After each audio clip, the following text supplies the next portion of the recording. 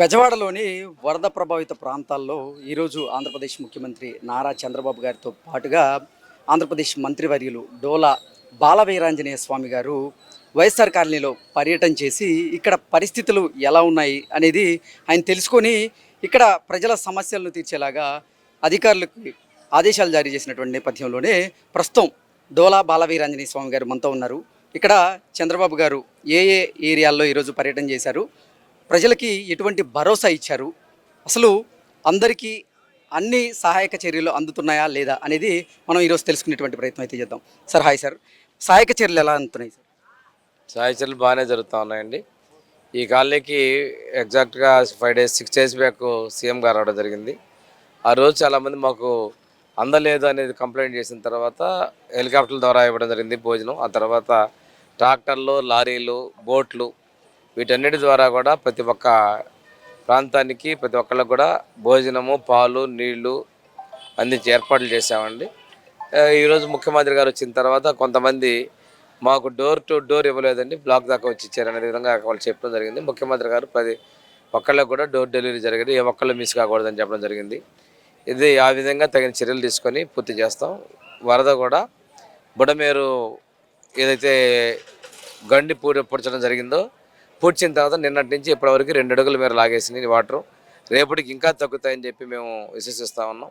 ముఖ్యమంత్రి గారు కూడా వెంటనే శానిటేషన్ కూడా పూర్తి చేసేసి ప్రతి ఒక్కటి క్లీన్ చేసే విధంగా రోడ్లు ఆ ప్రాంతం చర్యలు తీసుకోమని చెప్పారు.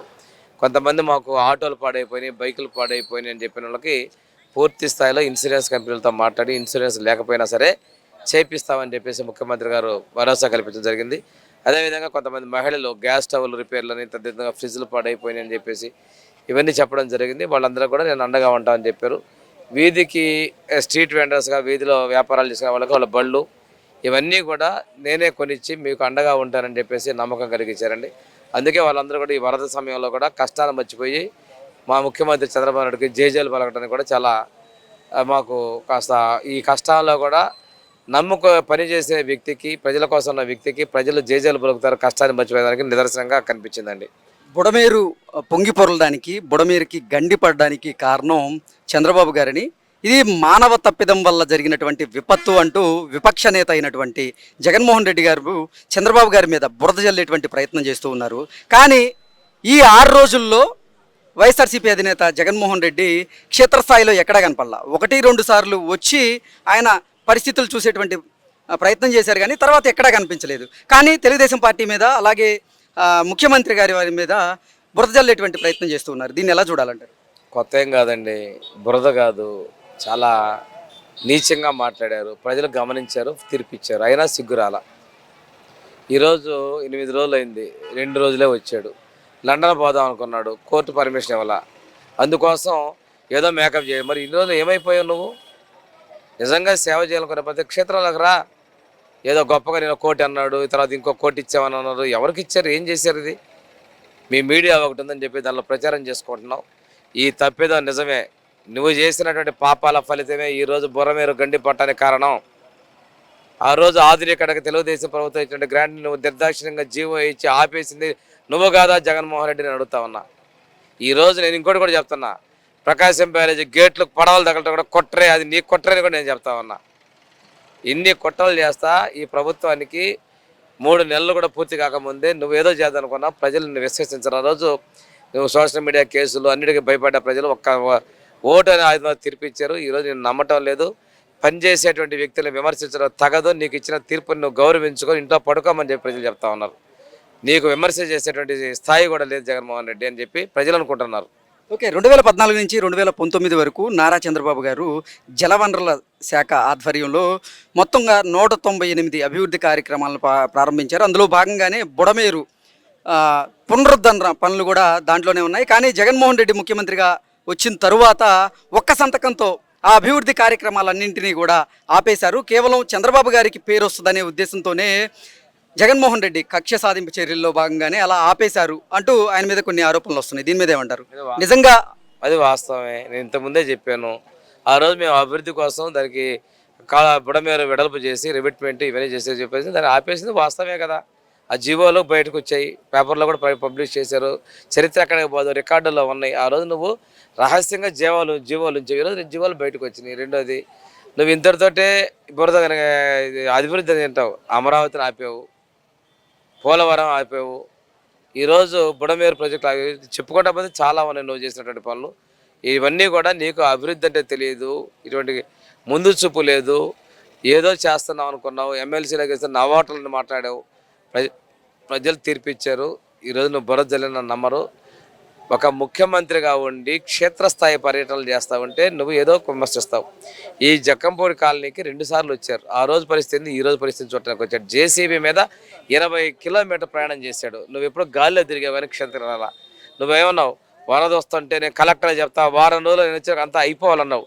8 రోజులు అయింది. నీ మాట ప్రకారం ఉంటే ఈరోజు ఇంకా ఉండేది.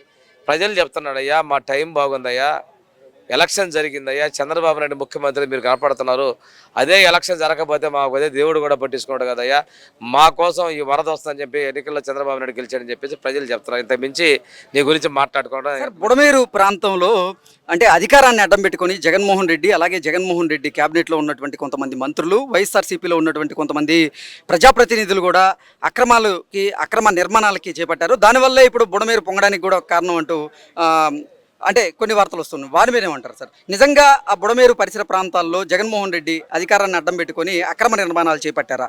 ఒకవేళ చేపడితే ఇప్పుడు చంద్రబాబు గారు దాని మీద ఇటువంటి చర్యలు తీసుకునే అవకాశం ఉందంటే ఏం చెప్తారు? బుడమేరు ప్రాంతాన్ని ఆక్రమించుకుంది, అందుకోసం పనులు అయిపోయింది అనేది ప్రజలు లోకం కోడైకి వస్తూ ఉంది, వాస్తవం.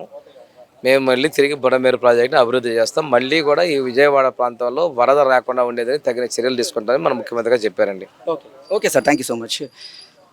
సో మనం చూస్తున్నట్లుగా ఈ బుడమేరులో నిజంగా అధికారాన్ని అడ్డం పెట్టుకొని జగన్మోహన్ రెడ్డి, అలాగే జగన్మోహన్ రెడ్డి క్యాబినెట్లో ఉన్నటువంటి కొంతమంది మంత్రులు, అలాగే వైఎస్ఆర్సీపీలో ఉన్నటువంటి కొంతమంది ప్రజాప్రతినిధులు అక్రమ నిర్మాణాలు చేపట్టారు ఈ బుడమేరు వాగు దగ్గర. సో వాటన్నింటి మీద చర్యలు తీసుకుంటామంటూ కూడా డోలా బాలవీరాంజనేయ స్వామి గారు అయితే చెప్తూ ఉన్నారు. మెయిన్ ఏంటంటే కాలనీలో కాలువలు డ్రైనేజీ ముందు అవి పర్ఫెక్ట్గా చేస్తే ఇంత వాటర్ కూడా ఇప్పుడు ఉండదు. ఓకే, చంద్రబాబు గారికి చెప్పారా అది? మీరు చెప్దాం అనుకునే టయానికి ఆయన జనాను ఎలాంటి వాళ్ళు తెలుసా, ఒకేసారి మీద పడిపోతే ఎవరు అలాంటి మనిషికైనా కోపం వచ్చేస్తుంది. కానీ చాలా అర్థం చేసుకోవట్లేదు జనాలు. కానీ చాలా ఓపిక్ గా చంద్రబాబు గారు అందరికి సమాధానం చెప్పారు కదా. చెప్పారు, బాబు గారు బాగానే చెప్పారు, అన్ని బాగానే అందుతున్నాయి. కాకపోతే ఏంటంటే డ్రైనేజీ ముందు. మీకు ఈ వరద రోజుల్లో ఇప్పుడు వరద ఈ ప్రాంతాన్ని ముంచెత్తినటువంటి నేపథ్యంలో మీకు ఆహారం గానీ, తాగునీరు గానీ, పాల ప్యాకెట్లు గానీ అన్ని అందినాయి కదా? అన్ని అందినాయి, బాగానే అందినాయి, బాగానే అందుతున్నాయి. ప్రభుత్వం వైపు నుంచి సహాయక చర్యలు ఎలా ఉన్నాయి? బాగానే ఉన్నాయి, అన్ని బాగానే ఉన్నాయి. ఇప్పుడు దేవుడైనా సరే అన్ని పువ్వులు పూజకి వెళ్ళవు కదా, ఏదో ఒక పువ్వు కింద పడిపోతుంది. అలాగ అయినందుకు దేవుడిని తిట్టలేం కదా. అందు గురించి ఏదో ఒక దగ్గర తెలుసో తెలియకో జరుగుతుంది, అందుకు నిందించడం తప్పది. ఇప్పుడు ప్రస్తుతానికి బాబు గారు పుణ్యమాని ఉండబట్టే ఇది కాలనీ ఇప్పుడు కొద్ది తేరుకుంది. లేకపోతే అదే జగన్మోహన్ రెడ్డి ఉంటే మొత్తం మర్చిపోయాడు, ప్రజలందరూ సంకనాగిపోయేవారు. ఏంటి ముందు మెయిన్ ఏంటంటే డ్రైనేజీ రోడ్లు, ముందు డ్రైనేజీ సైడ్ కాలువలు పెట్టి డ్రైనేజీ లైన్ అంతా క్లియర్ చేసి రోడ్లు వేపిస్తే పర్ఫెక్ట్గా ఉంటుంది, నంబర్ 1గా ఉంటుంది. మీరు ప్రభుత్వం మాకు ఏమి ఇపోయినా పర్లేదు, మా కాయ కష్టం మీద మేము సంపాదించుకొని బతుకగలం. కానీ అన్ని ఇస్తుంది ప్రభుత్వం, అన్ని ఇస్తుంది కాదంట్లా, మేము దేనికి ఆశపడలా. మాకు రెక్కల కష్టం మాకు చాలు. ఎందుకంటే బాబు గారు రావాలి. ఎందుకంటే గత 5 సంవత్సరాలు సంకనాగిపోయింది. మా అబ్బాయి MBA చేశాడు, ఒక్క జాబ్ లేదు. మా పెద్ద అబ్బాయి ఏమో పోలీస్ జాబ్ కి ట్రైనింగ్కి వెళ్ళాడు. ఏంటి వాడి పేరు మీద వచ్చింది, వేరే వాడికి అమ్మేసుకున్నారు. దీనికి నేను ఎంత గుండె బాదుకోవాలి? ఎవరి ప్రభుత్వంలో? జగన్మోహన్ రెడ్డి గారి ప్రభుత్వంలో. మా అబ్బాయికి పోలీస్ జాబ్ మొత్తం ట్రైనింగ్ అయ్యాడు, అన్నిట్లో ఫస్ట్ వచ్చాడు. 3 లక్షలు అడిగారు పోలీసు వాళ్ళు, ఇద్దాం కదా అనే టయానికి ఎవరికో 5 లక్షలకు అమ్మేసుకున్నారంట. ఇలాంటి పిల్లలు ఇలా జరిగితే అన్ని చెడాల అలవాట్లకి వ్యసనం అయిపోయి పాడైపోతున్నారు చదువుకున్న పిల్లలు. ఇప్పుడు ఎలా ఉంది మరి? ప్రభుత్వం మారింది కదా, ఇప్పుడు పరిస్థితి బాగుందా? ఏమో మరి చూడాలి. బాబు గారి దగ్గరికి వెళ్ళి మన కాగితాలు అవి పెట్టుకున్నాం. ఏంటి స్కిల్ డెవలప్మెంట్ లోను పెడతాము, మీ డేటా తీసుకురండి అన్నారు. తీసుకుని వెళ్తాం, తర్వాత భగవంతుడి మీద భారం. ఓకే అండి, థ్యాంక్ యూ సో మచ్. ముందు నడిపిస్తూ ఇక చేస్తామంటే ఈ వరదలో ఉన్నటువంటి ప్రజలు కాపాడడానికి వస్తుంటే ఎన్డీఆర్ఎఫ్ బృందం, ఎస్డీఆర్ఎఫ్ బృందాలు కూడా చాలా శక్తివంతులు అక్కడ కష్టపడ్డాయి. నిన్న చూస్తూ ఉంటే ఆ రోజు 4 అడుగుల లోతులో ఉన్నప్పుడు ఈ బృందాల ద్వారా వచ్చిన తర్వాత వృద్ధులు తీసుకురావడం, రెండోది సాహసోపేతమైన తీసుకురావడం, అదేవిధంగా ఎక్కడైతే భోజనాలు అందరికీ చిన్నపిల్లలు ఉంటుందో వాళ్ళందరూ తీసుకుని రావడం, ఇవన్నీ చేసినందుకు ఆంధ్రప్రదేశ్ ప్రభుత్వం మనస్ఫూర్తిగా వాళ్ళకు కూడా అభినందనలు తెలియజేస్తాను. రెండోది ఇప్పుడు కూడా ముఖ్యమంత్రి గారు వీరి సేవలందరినీ కూడా అభినందించారు. ఈరోజు నీళ్లు తగ్గినా కానీ వీళ్ళ ఇంకా రిస్క్ ఉంది. వీరిని చాలామంది పాపం సిక్ అయ్యారు, మెడికల్ టీం దగ్గరకు వచ్చేసి ట్రీట్మెంట్ కూడా తీసుకున్నారు. వీళ్ళు కూడా బృందాల వారీగా చేస్తున్న సేవలు నేను కొనియాడుతూ ఉన్నాను. మీ అందరూ కూడా అభినందనలు తెలియజేస్తాను.